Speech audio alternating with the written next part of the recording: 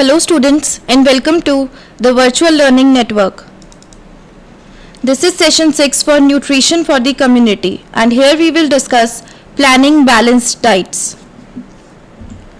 The topics to be covered are introduction, concept of a balanced diet, planning balanced diets, in which we will cover use of food groups in planning balanced diets, use of recommended dietary intakes in planning balanced diets, and guidelines for planning balanced diets. Now first is introduction. The best way of selecting the right kinds of food for each meal is by using food groups. Each food group including a specific list of food items which share the same function and contribute similar nutrients. So, जब हम right kind of food select करते हैं तो उसका best way होता है कि हम हर एक meal फूड ग्रुप यूज़ करके चूज़ करें.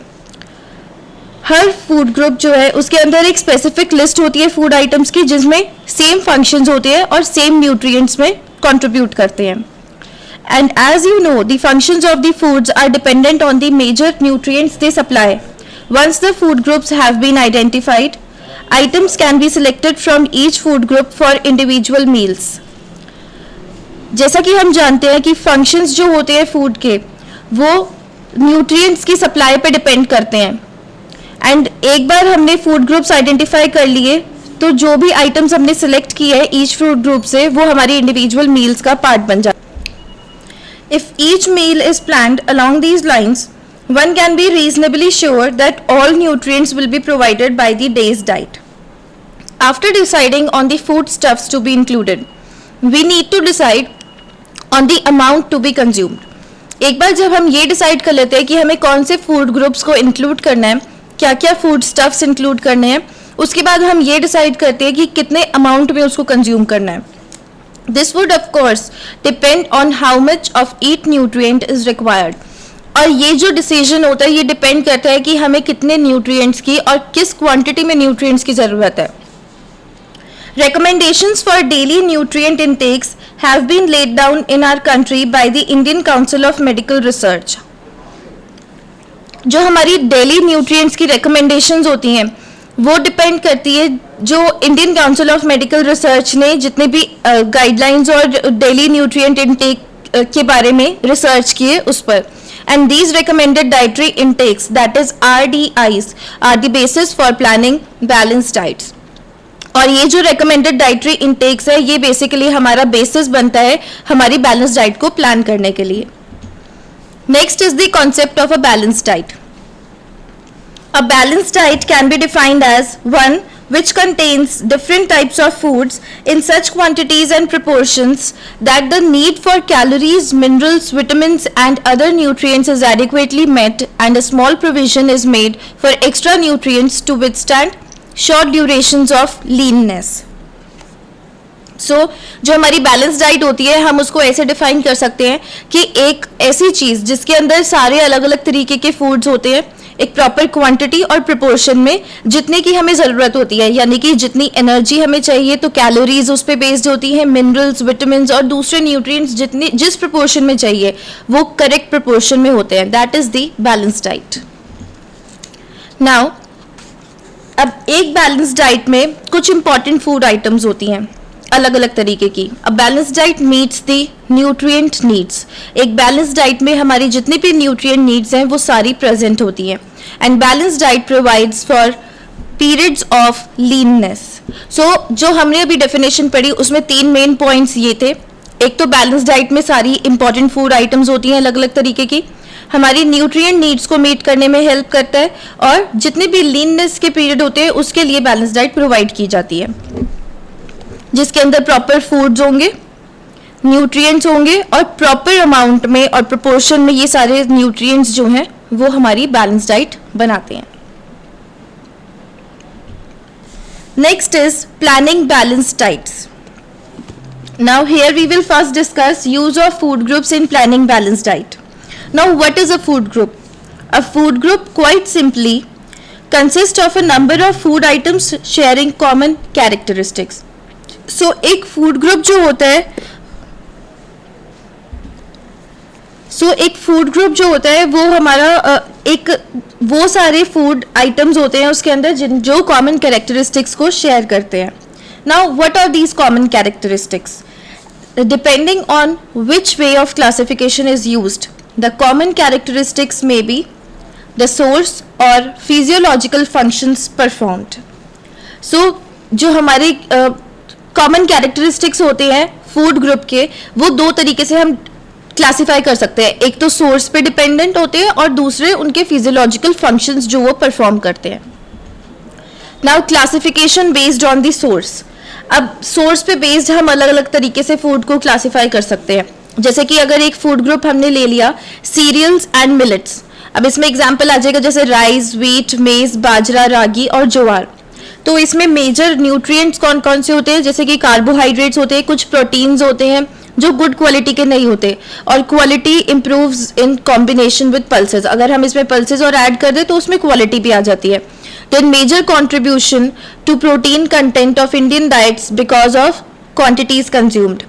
B vitamin specially niacin and thiamine, iron, calcium और कैरोटीन, तो ये सारे इस फूड ग्रुप का पार्ट होते हैं. सेकेंड फूड ग्रुप हम बना सकते हैं पल्सेस, जिसमें आ जाएंगी red gram, green gram, lentils and Bengal gram. और इसके मेजर न्यूट्रिएंट्स होते हैं proteins which are not of good quality, quality improves in combination with cereals. और दूसरे न्यूट्रिएंट्स जो होते हैं वो है carbohydrates, B group vitamin specially thiamine, niacin and vitamin C. Then third food group would be nuts and oil seeds. For example, groundnuts, almonds, cashew nuts and mustard seeds. और इसमें major nutrients जो होते हैं वो है protein और fat, और other nutrients जो स्मॉल क्वांटिटी में प्रेजेंट होते हैं नट्स और ऑयल सीड्स में वो हैं B complex vitamin, calcium and other minerals. Then fourth food group can be green leafy vegetables, और इसके अंदर आ जाएंगी spinach, amaranth, fenugreek leaves, mustard leaves, drumstick leaves. And the nutrients present are calcium, iron, carotene, vitamin C, B vitamins specially riboflavin and folic acid and fibre. Then fifth food group based on the source can be the root vegetables and tubers containing potato, sweet potato, yam and colocasia. Major nutrients are carbohydrates, and others which are contained in root vegetables and tubers are carotene, vitamin C which is in potato, sweet potato and tapioca.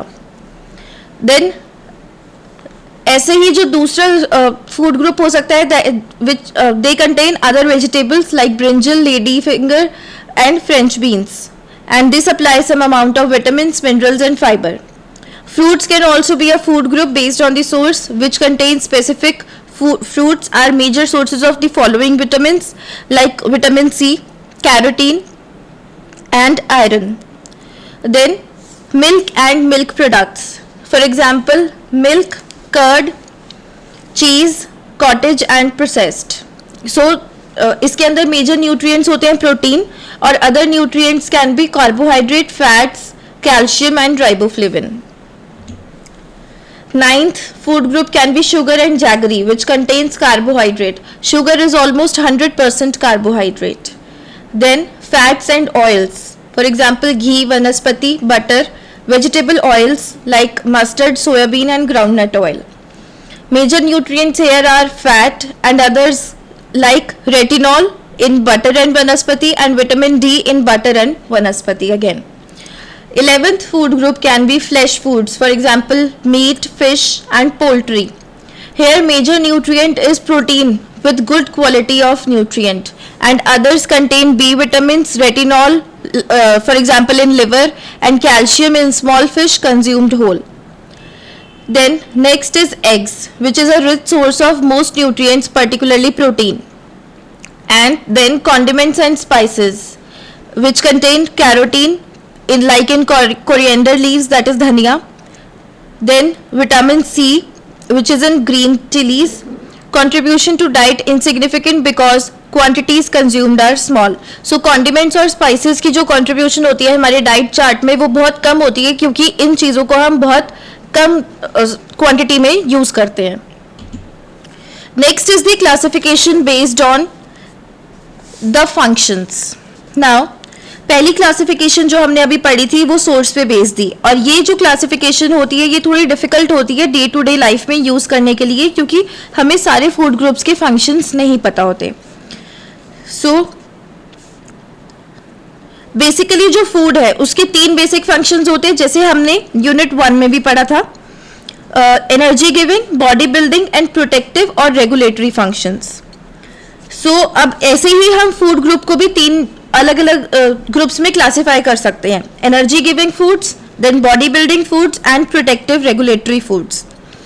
Energy giving food की category जो है उसके अंदर 3 type के foods आ सकते हैं. Carbohydrate rich foods A which contain cereal, roots and tubers. Carbohydrate rich foods B which contain sugar and jaggery, and fat rich foods which contain fats and oils. तो ये होंगे हमारे एनर्जी गिविंग फूड. जो primary nutrients यहाँ पे ये foods जो provide करते हैं वो हमारे होते हैं कार्बोहाइड्रेट और फैट्स, क्योंकि यही जैसे हमने मैक्रो न्यूट्रिएंट्स में भी पढ़ा था कि जो कार्बोहाइड्रेट्स होते हैं वो एनर्जी गिविंग फूड होते हैं. Next is the body building group. Body building group include those foods which are rich in protein. So इसके अंदर मिल्क एंड मिल्क प्रोडक्ट्स आ जाएंगे, meat and meat products, fish, egg, pulses, nuts and oil seeds. और इनका जो primary nutrient होता है इन सब फूड्स का वो प्रोटीन होते हैं. And these foods provide several other nutrients as well.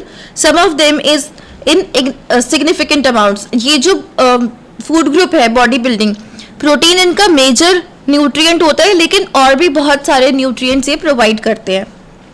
Then nuts and oil seeds for example are excellent source of fats in addition to protein. देन अब प्रोटेक्टिव और रेगुलेटरी कैटेगरी में जो फूड्स आते हैं वो है फ्रूट्स, जिसमें आ जाएंगे yellow and orange fruits for example mango and papaya, citrus fruits for example lemon, lime and orange, and others which contain plum and banana.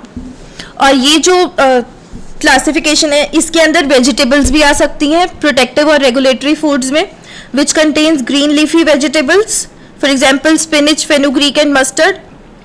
Yellow and orange vegetables containing carrot and pumpkin, and others for example lady's finger, brinjal, cauliflower and cabbage. अब green leafy vegetables जो होती है या फिर yellow orange fruits और vegetables, citrus fruits, ये सारे इस पे इसलिए इतना ज़्यादा एम्फोसाइज करते हैं क्योंकि ये ज़्यादातर विटामिन सी और कैरोटीन में रिच होती हैं. ये एक सिंपल क्लासिफिकेशन है फूड की. However it is useful in planning meals और diets and is the most commonly used classification. One has to ensure that each and every meal includes foods from the energy giving, body building and protective regulatory groups, and in this manner the diet would supply all essential nutrients and would become balanced. So ये जो हम classification करते हैं ये basically जो होती है इसके अंदर सारी फूड्स आने चाहिए, एनर्जी गिविंग भी, बॉडी बिल्डिंग भी और प्रोटेक्टिव और रेगुलेटरी फंक्शंस भी परफॉर्म करें. Now next is the use of recommended dietary intakes, that is RDI, in planning balanced diet. The recommended dietary intake is the amount of nutrients to be actually consumed in order to meet the requirements of the body. So recommended dietary intake जो है ये जो special term है that is RDI, ये basically होता है वो सारे अमाउंट न्यूट्रिएंट्स का जो हमें एक्चुअली कंज्यूम करना है ताकि हम अपनी बॉडी की रिक्वायरमेंट्स को मीट कर सकें. Recommended dietary intakes are hence based on requirements. Here the requirements for a particular nutrient is the minimum amount that needs to be consumed to prevent symptoms of deficiency and to maintain satisfactory levels of the nutrient in the body. यहाँ पे जो requirement है एक particular nutrient की वो उसके minimum amount से calculate करती है कि हमें हमारी बॉडी को कितने अमाउंट में, मिनिमम अमाउंट कितना चाहिए पर्टिकुलर न्यूट्रिएंट का ताकि उसकी डेफिशिएंसी को हम प्रिवेंट कर सके और बॉडी भी सेटिस्फैक्टरी लेवल को मेंटेन कर सके. Now the features of RDI. RDI are set high enough to meet the needs of almost all healthy people. जो RDI सेट करती है एक, जैसे हमने पहले पढ़ा था, एक इंडियन स्टैंडर्ड है जो RDI सेटअप करते हैं और उसी के बेसिस पे हमें डाइटरी इंटेक्स को कैलकुलेट करते हैं, that is Indian council of medical research. So RDI is enough high set करते हैं ताकि जितने भी हेल्दी पीपल है उनकी डे टू डे नीड्स का ख्याल रख सके. In other words, a generous margin is usually given for individual variation in a population of normal healthy individuals. Then RDIs do not apply to people who are suffering from a disease which influences their nutrient needs. So RDI उन लोगों को apply नहीं होता जो कि पहले से ही किसी एक पर्टिकुलर डिजीज से सफर कर रहे हैं. Recommended dietary intakes for adults are based on sex, age, body size and activity level. So जो हमारा RDI होता है वो बेसिकली हमारी बॉडी और डेमोग्राफिक फीचर्स पे बेस्ड होता है. Then RDIs are expressed in kilocalories, grams, milligrams और माइक्रोग्राम्स. RDIs को हम जो जितने भी न्यूट्रिएंट्स हैं उनको हम किलो कैलोरीज, ग्राम्स, मिलीग्राम्स और माइक्रोग्राम्स में एक्सप्रेस करते हैं. Then RDIs for energy for adult men and women are based on activity levels. जो भी RDIs होते हैं हमारी एनर्जी लेवल चेक करने के लिए वो एडल्ट मेन और वुमेन की एक्टिविटी लेवल पे बेस्ड होते हैं. Then the features of RDI again, और अगर हम बाकी के फीचर्स देखें RDI के तो RDI for thiamine, riboflavin and niacin are dependent on RDIs for energy. कि एक पर्टिकुलर इंडिविजुअल को कितनी एनर्जी चाहिए उसी के ऊपर बेस्ड थाइमिन, राइबोफ्लेविन और नाइसिन की RDI कैलकुलेट करते हैं. RDIs for protein are based on the body weight. Protein का RDI बॉडी वेट पे बेस्ड होता है. RDI for energy and protein are given as additional intakes in pregnancy and lactation. Pregnancy और lactation के time पे जो energy और protein की RDI होती है उसमें एक्स्ट्रा ऐड करते हैं क्योंकि उस टाइम पे एक विमेन को ज़्यादा इनटेक चाहिए एनर्जी का और प्रोटीन्स का. In infancy, RDIs for energy, protein, iron, thiamine, riboflavin and niacin are expressed per kg body weight. Infancy के टाइम पे जो RDI होता है energy, protein, iron, thiamine etcetera के लिए वो पर केजी बॉडी वेट के हिसाब से कैलकुलेट किया जाता है. And RDI for vitamin A have been given in terms of retinol और alternatively in terms of beta carotene. So जो विटामिन A का RDI है वो हम बेसिकली रेटिनॉल और बीटा कैरोटीन के टर्म्स में कैलकुलेट करते हैं. Next is the guidelines for planning balance diets. Now there are some specific guidelines जिसके थ्रू हम बैलेंस डाइट को प्लान करते हैं. First is identify the individual and his और हर स्पेसिफिक कैरेक्टरिस्टिक्स. सबसे पहले इंडिविजुअल को आइडेंटिफाई करना ज़रूरी है और उसके पर्टिकुलर कैरेक्टरिस्टिक्स क्या हैं उसी के हिसाब से उसकी डाइट का प्लान बनता है. Then consult RDIs for energy and protein. उसके कैरेक्टरिस्टिक्स को आइडेंटिफाई करने के बाद फिर एनर्जी और प्रोटीन के लिए RDI को कंसल्ट करते हैं. Then decide on total amount of specific groups. Decide on number of meals to be consumed. Distribute total amounts decided between meals. उसके बाद टोटल अमाउंट्स डिसाइड करते हैं मील्स के बीच में कितना चाहिए उनको डिस्ट्रीब्यूट करते हैं. Then decide on items and their amounts within each group for each meal. Check day's diet for inclusion of specific food groups in the amounts decided. Then पूरे दिन की डाइट चेक करते हैं उसके अंदर specific food groups को भी include करना जरूरी है और किस अमाउंट में वो चाहिए ये डिसाइड करना भी जरूरी है. So these are the guidelines for planning the balance diet. Now here are some questions for you. First is differentiate between requirement and recommended dietary intake. And second question is list 4 specific characteristics of an individual which determine planning of balanced diet. That's all for this session. Thank you and have a nice day.